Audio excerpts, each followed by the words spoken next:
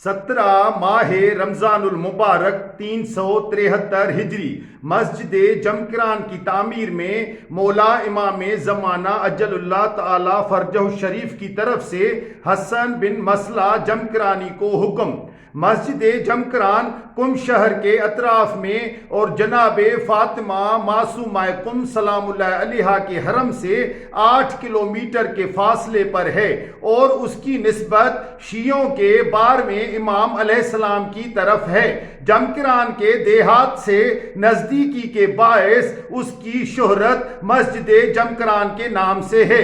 माजी में ये मस्जिद कदमगाह के नाम से मशहूर थी। उसकी वजह तस्मिया वो संगे मरमर था कि जिसे मौला इमाम ज़माना अज्जलुल्लाह ताला फरजहु शरीफ की कदमगाह करार दिया जाता था। मौला इमाम ज़माना अलैहिस्सलाम से निस्बत की वजह से इस मस्जिद को मस्जिद साहिबुज़्ज़मा अज्जलुल्लाह ताला फरजहु शरीफ भी कहा जाता है। नेक व पाक दामन बुजुर्ग हसन बिन मसला जमकरानी कहते हैं, मैं माह रमज़ानुल मुबारक की 17वीं शब बुध को अपने मकान में सो रहा था कि यकायक कुछ लोगों ने आकर दरवाजा खटखटाकर मुझे बेदार किया और कहा, तुम्हें तुम्हारे इमाम अलैहिस्सलाम बुला रहे हैं। ये कहकर वो मुझे उस मकाम पर ले गए जहां अब मस्जिद जमकरान वाक़े है। मौला इमाम ज़माना अलैहिस्सलाम ने मुझे बुलाया और फरमाया, हसन बिन मुस्लिम के पास जाओ और उससे कहो कि चंद सालों से तुम इस जमीन को आबाद करने की कोशिश कर रहे हो और हम इसे खराब कर देते हैं।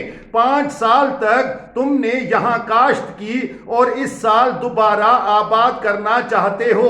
आज के बाद तुम्हें इजाजत नहीं है कि इस जमीन में खेती बाड़ी करो।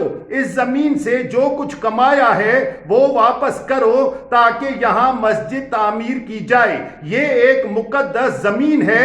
खुदावंदे मुतआल ने इस जमीन को मुंतखब फरमाया, दूसरी जमीनों पर फजीलत दी है। तुमने इस जमीन पर कब्जा करके इसे अपनी जमीनों के साथ मिला लिया है।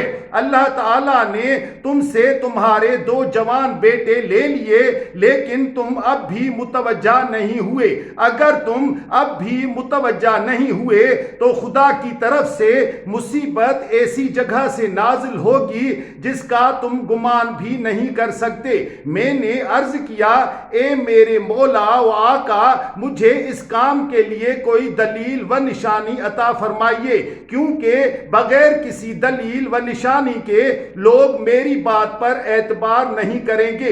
इमाम अलैहिस्सलाम ने फरमाया, तुम अपना फरीजा जाकर अंजाम दो, हम यहाँ एक ऐसी अलामत नस्ब कर देंगे जिसकी वजह से लोग तुम्हारी बात पर एतबार कर देंगे। उसके अलावा सैयद अबुल हसन के पास जाओ और उन्हें कहो कि हसन बिन मुस्लिम से इस जमीन का चंद साला मुनाफा लेकर लोगों को दें ताकि मस्जिद की बुनियाद रखी जाए और बाकी रकम इर्दहाल के करीब वाक़े रेहक नामी जगह से जो हमारी मिल्कियत है फराहम करके मस्जिद को मुकम्मल किया जाए। हमने निस्फ रहक को इस मस्जिद के लिए वक्फ कर दिया है ताकि हर साल रहक की निस्फ आमदन को मस्जिद की तामीर पर खर्च किया जाए। मौला इमाम ज़माना अलैहिस्सलाम ने यह फरमा कर मुझे जाने का इशारा किया।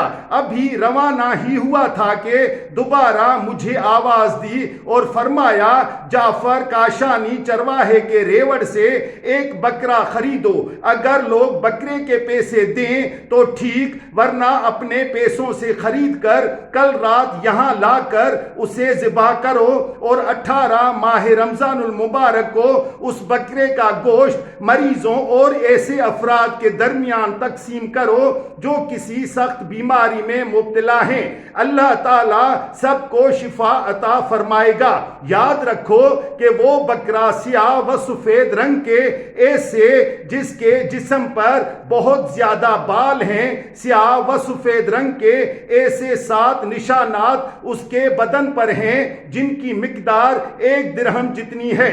उनमें से 4 निशान ایک طرف اور 3 نشان دوسری طرف واقع ہیں۔ میں روانہ ہوا تو امام علیہ السلام نے ایک مرتبہ پھر مجھے بلایا اور فرمایا 7 یا 70 دن تک ہم یہاں ہیں۔ حسن بن مسلح کہتے ہیں میں گھر گیا اور تمام رات اسی فکر میں ڈوبا رہا یہاں تک کہ صبح ہو گئی۔ نماز پڑھنے کے بعد علی منظر کے پاس چلا گیا اور تمام واقعہ ان کے گوش گزار کیا۔ اس کے بعد علی منظر کے ہمراہ اسی جگہ گئے جہاں رات کو مولا امام زمانہ علیہ السلام سے ملاقات کی تھی۔ علی منظر نے وہاں پہنچ کر کہا خدا کی قسم امام علیہ السلام نے جس علامت و نشانی کے بارے میں فرمایا تھا وہ یہاں موجود ہے، اور وہ یہ کہ مسجد کے حدود اربعہ کو زنجیروں اور لوہے کی میخوں کے ذریعے معین کیا گیا ہے۔ اس کے بعد ہم سید ابو الحسن کی جانب روانہ ہوئے۔ جب ان کے گھر کے قریب پہنچے تو ان کے غلاموں اور نوکروں نے ہم سے پوچھا کیا تم جمکران کے رہنے والے ہو؟ ہم نے اس بات میں جواب دیا تو انہوں نے کہا کہ سید ابو الحسن نصف شب سے تمہارے انتظار میں ہیں۔ میں نے داخل ہو کر سلام کیا تو انہوں نے اچھے طریقے سے میرا استقبال کیا اور بہت احترام سے پیش آئے، بہت اچھی جگہ پر مجھے بٹھایا، اور اس سے قبل کہ میں کوئی بات کرتا انہوں نے گفتگو کا آغاز کیا اور کہا اے حسن بن مسلح، میں سو رہا تھا کہ عالم خواب میں دیکھا کہ کوئی مجھ سے کہہ رہا تھا کل صبح جمکران سے حسن بن مسلح نامی آدمی تمہارے پاس آئے گا، وہ جو کہے اس پر اعتماد کرنا اور اس کی بات کی تصدیق کرنا، کیونکہ اس کی بات ہماری بات ہے، کسی بھی طور اس کی بات کو مسترد نہ کرنا۔ یہ خواب دیکھ کر میں بیدار ہو گیا اور اس وقت سے اب تک تمہارے انتظار میں ہوں۔ حسن بن مسلح نے بھی من و عن تمام واقعہ سید کو سنایا۔ سید ابو الحسن نے حکم دیا کہ گھوڑوں پر زین کسی جائے، اس کے بعد جمکران کی طرف روانہ ہو گئے۔ جمکران کے قریب پہنچے تو جعفر چرواہے کو دیکھا جو اپنے ریوڑ کو چرانے کے لیے لایا ہوا تھا۔ حسن بن مسلح ریوڑ میں گئے اور گلے کے پیچھے آنے والے بکرے کو پہچان کر اس کی طرف دوڑے اور اسے پکڑ لیا۔